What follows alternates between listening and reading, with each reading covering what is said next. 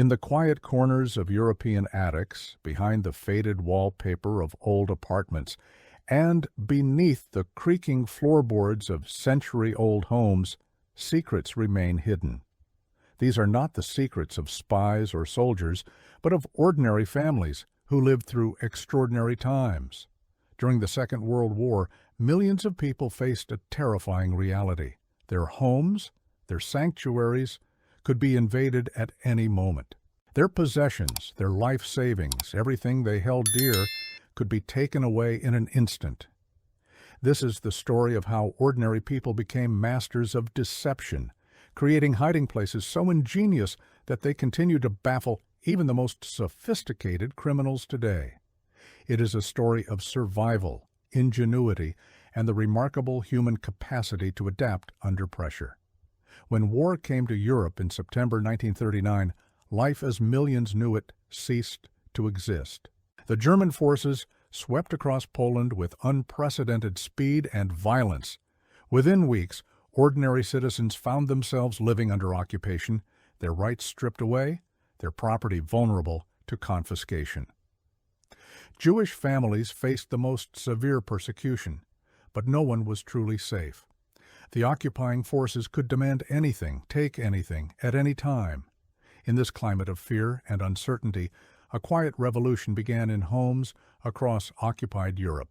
People realized that banks could be closed, safe deposit boxes seized, and official records destroyed. The only way to protect what mattered most was to hide it where no one would think to look. But this was not as simple as putting valuables under a mattress or in a basement.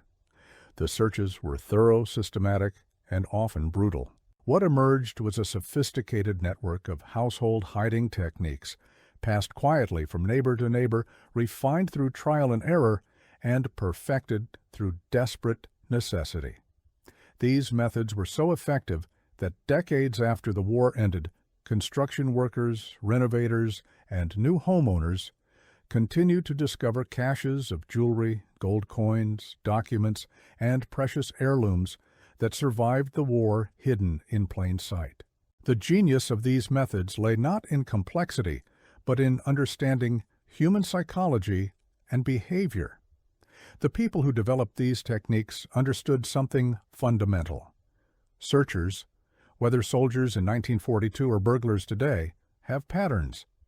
They look in obvious places first. They have limited time. They make assumptions about where valuable items would be hidden. The WWII generation exploited these patterns brilliantly. Let us begin with the most deceptively simple method, the false bottom. Not in a jewelry box or a drawer where anyone might look, but in the most mundane household items imaginable. In Amsterdam, the Frank family, before they went into hiding in the secret annex, prepared their home for confiscation. Like many Jewish families in 1942, they knew their property would be seized. They distributed their valuables to trusted friends, but some items they hid within the house itself. The method they used, common throughout the Netherlands, involved ceramic canisters, typically used for storing flour, sugar, and coffee. These canisters had been standard in Dutch kitchens for generations. What made them perfect hiding places was their construction. The base was separate from the body, sealed with plaster and paint that matched the canister's original finish. To create a hiding place, families would carefully remove the base, hollow out a space, place their valuables inside, and then reseal it. The weight felt natural because the canister was ceramic. The appearance was unchanged because the base had always been solid. German soldiers conducting searches would pick up these canisters, sometimes shake them, then move on. They were looking for hidden rooms, loose floorboards, obvious hiding spots. A kitchen canister that looked, felt, and sounded exactly like what it was supposed to be drew no suspicion. Today, experienced burglars use similar shortcuts. They know people hide valuables in bedroom furniture, home offices, and master closets. A kitchen canister? It doesn't fit the profile. This is why the method still works. In Poland, where the occupation was particularly harsh and systematic, families developed variations on this approach, using books, Not just any books, but religious texts. In Catholic Poland, nearly every household had a family Bible, prayer books, and volumes of saints' lives. These books were large, heavy, and numerous. They were also sacred, which meant that many, though certainly not all, searchers hesitated to damage them. The technique involved carefully hollowing out the interior pages of these books, creating a cavity large enough for rings, small documents, or folded currency. The key was in the execution. Amateur attempts were obvious. The book wouldn't close properly or the weight distribution felt wrong. The successful hiders became craftsmen. They would remove pages in a way that left the book's spine intact and its exterior appearance unchanged. They used thin layers of glue to bind the remaining pages at the edges, creating a solid frame around the cavity. When the book was closed and placed on a shelf among dozens of others, it was invisible. But which book? This was the second layer of genius. Families would often choose books that were important but not the most important. Not the ornate family Bible that would draw the eye, but perhaps a volume of sermons or a collection of papal encyclicals. Something that a Catholic family would certainly own, but that wouldn't be the first thing someone would examine. In dozens of documented cases, these hidden books survived not only the war but decades afterward, only discovered when estates were settled or old libraries were cleared out. In France, particularly in Paris, the approach was different. The city's architecture provided unique opportunities. Parisian apartments were often built with elaborate moldings, decorative plasterwork, and ornamental features. These weren't just aesthetic choices. They reflected centuries of architectural tradition. During the occupation, families realized that these decorative elements could serve a dual purpose. Moldings and cornices, especially in older buildings, were often hollow or had space behind them. The technique involved carefully removing a section of molding, creating or expanding the cavity behind it, placing valuables inside, and then replacing the molding. The challenge was making the repair invisible. This required matching the paint exactly, ensuring the molding fit seamlessly, and making certain that any nail holes or fasteners were concealed. Skilled craftsmen could perform this work in hours, creating hiding places that would survive intense searches. The psychology was brilliant. Searchers would tap on walls looking for hollow spaces, but ornamental moldings were expected to sound different from solid walls. They were decorative features, not structural elements. Their existence was so normal, so much a part of the room's expected appearance, that they created a kind of camouflage through familiarity. One documented case from the Marais district involves a Jewish family, the Levi, who hid diamonds and gold jewelry behind a decorative ceiling rosette. The rosette, a circular plasterwork design surrounding the light fixture, had been installed when the building was constructed in the 1880s.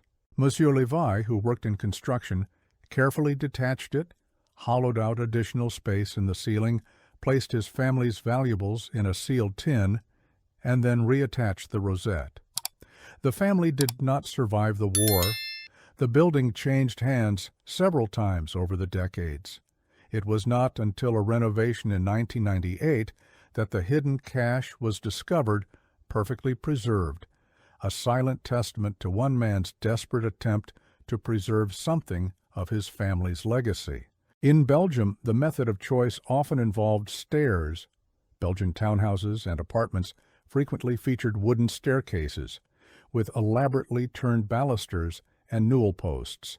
These decorative elements were usually hollow. The standard construction method used a dowel or rod, running through the center for structural support, but this left considerable space inside the wooden column. The technique was remarkably simple in concept, but required precision in execution. The top of a newel post, the large decorative ball or finial at the stair's beginning, was usually removable or could be made removable. Families would carefully drill into the hollow post from above, creating a cavity that could hold rolled documents, jewelry, or small bundles of currency. The finial would then be replaced, often with the addition of a small amount of glue or wax to ensure it appeared permanently attached. The genius of this method was threefold. First, the hiding place was structural. It was part of the building's architecture, not furniture that could be easily moved or confiscated.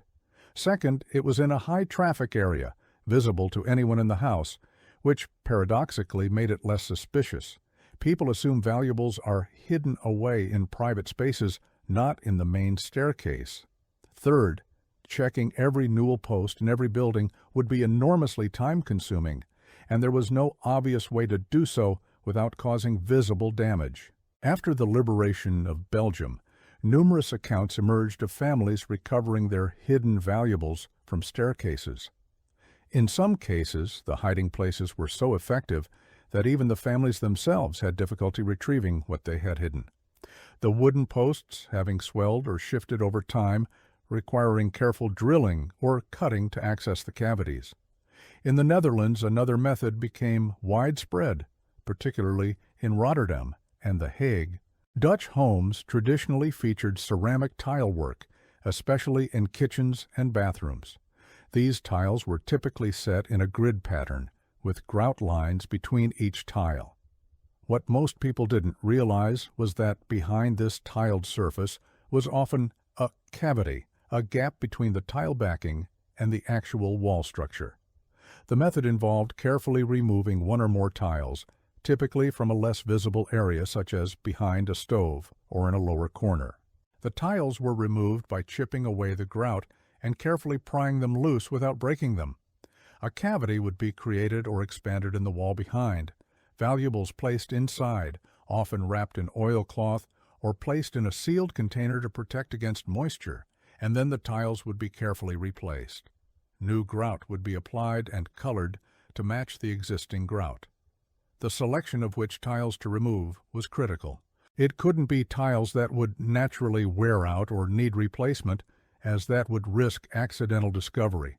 It couldn't be tiles in locations that would see changes in temperature or moisture, as that could damage the hidden items. The ideal locations were tiles in the middle of a wall, slightly below eye level, where they would rarely be closely examined but could be accessed, if needed. This method proved remarkably durable. The tiles and grout protected the hidden items from moisture, temperature fluctuations, and casual discovery. After the war, many families successfully recovered their hidden valuables. In some cases, houses changed ownership multiple times before the caches were discovered, often during renovations decades later. In Norway and Denmark, where wooden construction was more common, the methods adapted to the available materials. Scandinavian homes often featured beautiful wood paneling, carved wooden details, and built-in furniture. This woodwork provided numerous opportunities for concealment. One particularly clever method involved the window frames. Northern European windows, designed to withstand harsh winters, were substantially built with thick wooden frames. These frames had interior cavities for structural reasons, spaces that could be accessed from above or below.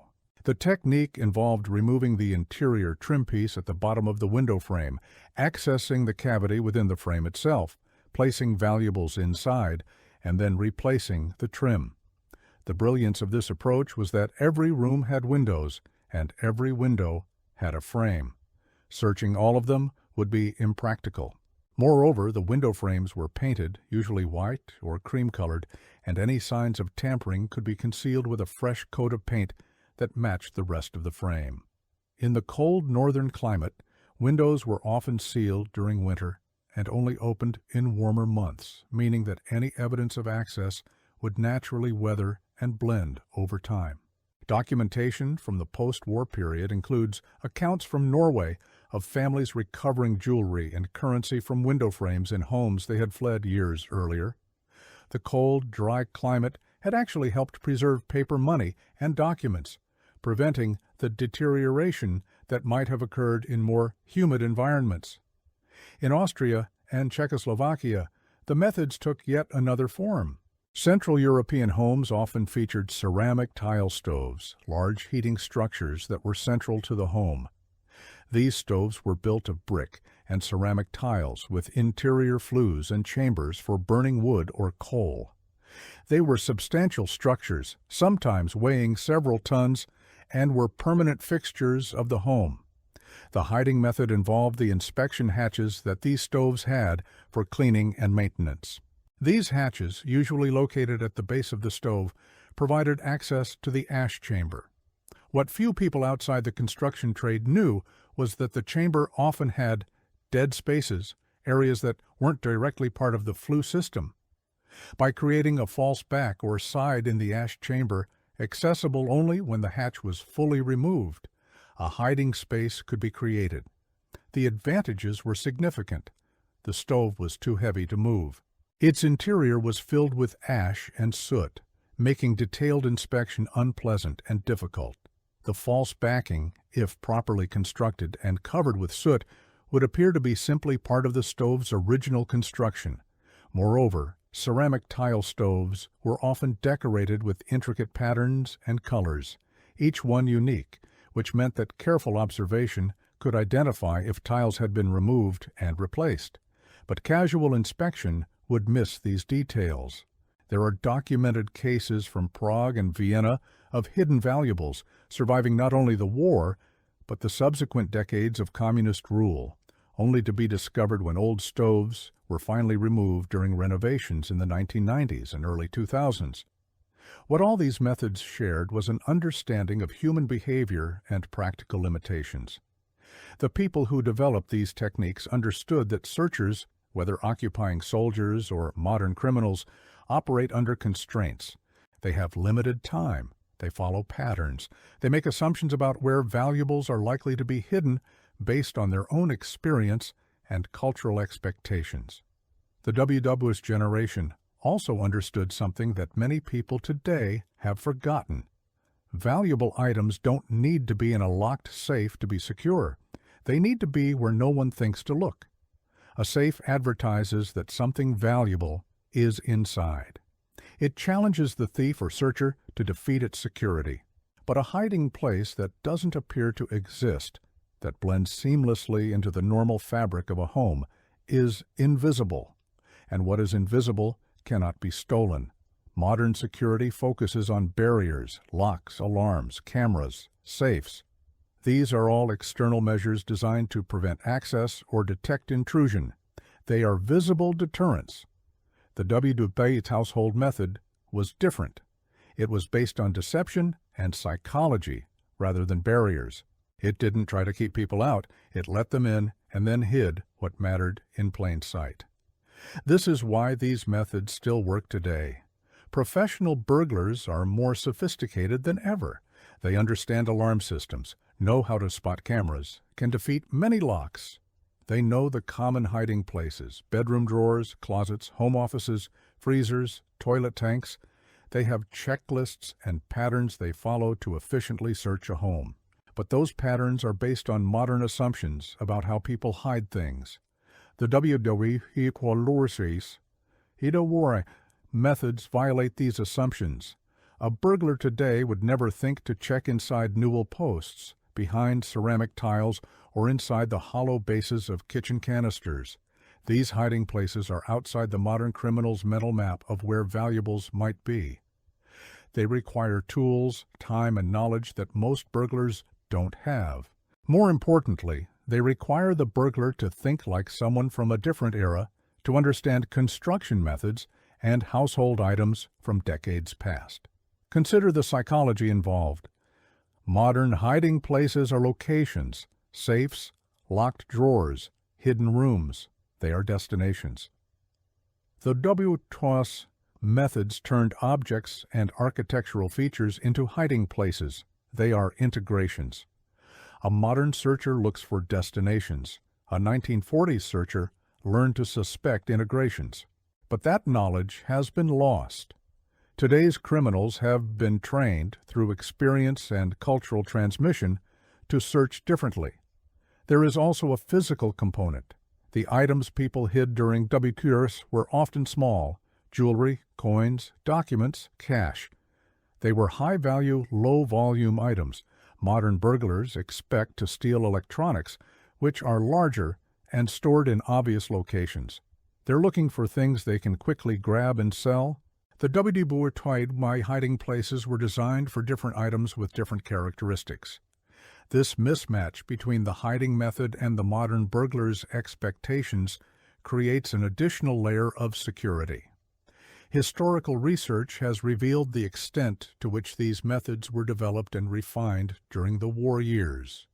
In occupied countries, people shared techniques carefully, verbally, never in writing. A neighbor would quietly mention to another that she had found a way to secure her grandmother's ring.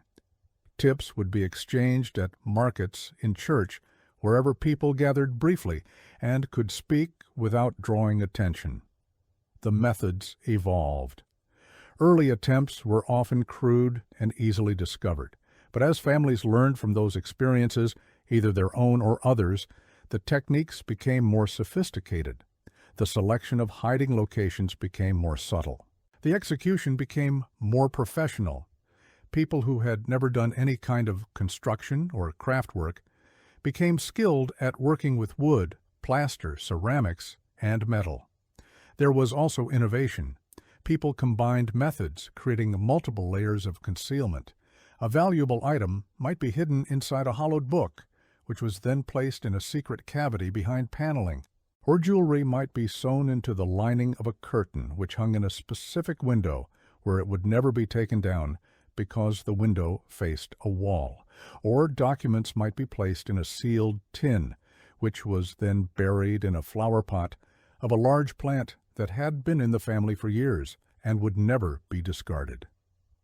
The more elaborate methods involved coordination between multiple family members.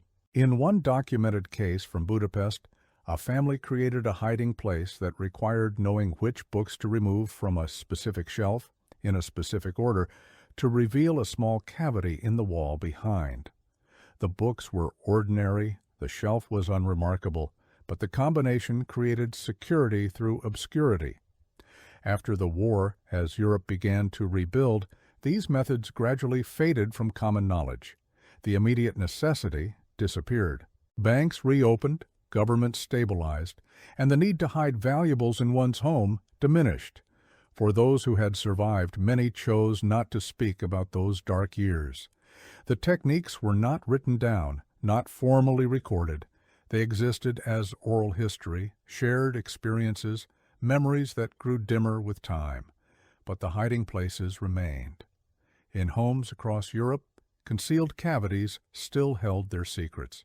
Some were recovered by the families who had created them or their descendants. Many were discovered accidentally decades later.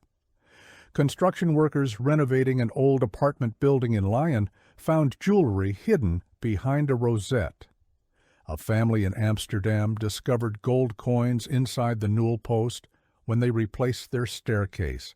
In Prague, a ceramic stove being removed revealed documents that told the story of a family that never returned from the camps. These discoveries continue to this day. As old buildings are renovated, as estates are settled, as families clean out homes that have been occupied for generations, the hiding places are revealed. Each discovery is a small window into the past, a tangible connection to the fear, hope, and ingenuity of people who lived through unimaginable circumstances. What can we learn from these methods? First, that security is as much about psychology as it is about technology. Understanding how someone thinks, what assumptions they make, what patterns they follow, can be more valuable than the strongest lock or the most sophisticated alarm system. Second, that hiding in plain sight is often more effective than hiding behind barriers. A safe in a bedroom announces its presence and purpose. A hollowed book on a shelf among hundreds of others is invisible. Third, that simplicity often trumps complexity. The most successful hiding places were not elaborate contraptions with multiple moving parts. They were simple adaptations of ordinary objects and features, changes so subtle that they went unnoticed, even under close inspection. Fourth, that cultural knowledge provides protection.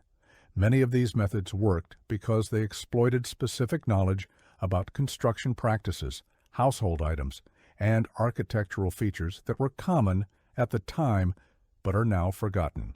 That gap in knowledge creates security, and finally, that human ingenuity is remarkable. When faced with circumstances that threatened everything they held dear, ordinary people became inventors, engineers, and craftsmen. They took everyday objects and architectural features and reimagined them as secure repositories. They did this without training, without resources, often working alone or with only family members they could absolutely trust. The WWII household method, or more accurately methods, represent a lost art. Not lost because the knowledge couldn't be recovered, but lost because the circumstances that created the necessity for these methods have, thankfully, not returned. We live in a time of relative peace and stability. Our homes are not subject to systematic searches by occupying forces. We don't face the immediate threat of having everything we own confiscated, but the principles behind these methods remain valid. The psychology that made them effective hasn't changed. People still follow patterns. Searchers still make assumptions. Security through obscurity still works when implemented thoughtfully. Consider how these principles might apply today, not for hiding from occupying forces, but for personal security. The modern equivalent might not be hiding from soldiers, but from identity thieves, from data breaches, from digital threats. The principles adapt. Instead of hiding physical objects in architectural features, we might hide information in ways that violate modern assumptions about where data is stored. Instead of relying on the latest security technology, which becomes outdated and vulnerable, we might rely on methods that exploit human psychology and behavior. The lesson is not to adopt these specific methods, though some could certainly still be effective. The lesson is to think differently about security, to understand that the best hiding place is one that doesn't look like a hiding place, to recognize that security barriers can be defeated, but invisibility cannot, to appreciate that low-tech solutions, when thoughtfully implemented, can be more effective than high-tech ones. There is also something profound in the human dimension of these stories. These were not professional security experts or master criminals developing these methods. They were teachers, shopkeepers, clerks, housewives, artisans, ordinary people from every walk of life. They were motivated not by profit, but by the desperate need to preserve something precious, whether it had monetary value or was precious for sentimental reasons. The items they hid tell us something about what people valued. Yes, there was jewelry and gold, items that could be converted to money if needed for survival. But there were also photographs, letters, documents proving ownership of property or business, certificates of birth and marriage, religious items, family heirlooms with more sentimental than monetary value. These people were trying to preserve not just wealth, but identity, history, family legacy. In many cases, the people who created these hiding places did not survive to retrieve what they had hidden. The discovery decades later of a cache of family photographs or letters becomes a poignant reminder of lives cut short, of families destroyed. These objects, preserved through ingenuity and desperation, become the last remaining evidence that these people existed, that they had families, that they hoped to survive and reclaim their lives after the war ended. Museums across Europe have exhibits that include items discovered in these wartime hiding places. The displays often show not just the items themselves, but photographs or information about the families who hid them when that information can be determined. These exhibits serve as memorials to the millions who did not survive and as testimony to the human spirit's resilience. The effectiveness of these methods also tells us something about the limits of power. The occupying forces had overwhelming military might, control of governments and institutions, the ability to implement any policy they chose. They could issue decrees, conduct searches, confiscate property, but despite all that power, they could not find what ordinary people had hidden using simple, clever methods. There remain spaces of resistance, small victories of individual ingenuity over systematic oppression. This is perhaps the most important legacy of the WWII household methods. They represent the idea that individuals, even in the most oppressive circumstances, retain agency. They can take action, however small, to protect what matters to them. The methods were a form of resistance, not armed resistance, but resistance nonetheless. They said, in effect, you may control everything else, but you will not have this. You will not take the last piece of my family's history, the last symbol of our identity, the last thing that is ours. As we move further from the events of the Second World War, as the generation that lived through those years passes away, these stories become increasingly important to preserve. They remind us of what human beings are capable of, both in terms of the evil that systems of oppression can perpetrate and the ingenuity and resilience that individuals can demonstrate in response. The methods themselves may never be needed again, at least not for the desperate purpose they served during the war. But the principles behind them, the understanding of psychology, behavior, and human nature that made them effective, remain relevant. In an age where we rely increasingly on technology for security, these methods remind us that sometimes the old ways, the simple ways, the ways that rely on human cleverness rather than sophisticated equipment, can be the most effective. There is also practical value in understanding these methods for those who work in historical preservation, estate management, or property renovation. Knowing that these hiding places exist means approaching old buildings with care and attention. It means that when unusual features are discovered during renovation, they should be examined carefully before being discarded. It means recognizing that an old house might still hold secrets that are waiting to be discovered. For historians, these hiding places and their contents provide valuable primary sources. They offer direct evidence of daily life during the war, of what people owned, what they valued, how they lived. Unlike official records, which can be destroyed or falsified, these hidden caches are authentic, unmediated evidence from the period. For family historians and genealogists, the discovery of such a cache can be transformative. Documents that were thought lost, photographs of ancestors never before seen, proof of property ownership or family relationships that had been uncertain, all these can emerge from a hiding place created 80 years ago. These discoveries can fill gaps in family history, answer long-standing questions, and provide connections to the past that were thought to be forever lost. The technical skill involved in creating these hiding places also deserves recognition. Working with limited tools, often in secret, sometimes at night, when the risk of observation was lower, people accomplished remarkable feats of precision and craftsmanship. They learned to match paint colors, to age new grout to match old, to cut wood or plaster in ways that left no visible marks. These were skills that many had to teach themselves, learning through trial and error, with no margin for significant mistakes. The psychological burden of creating these hiding places must have been immense.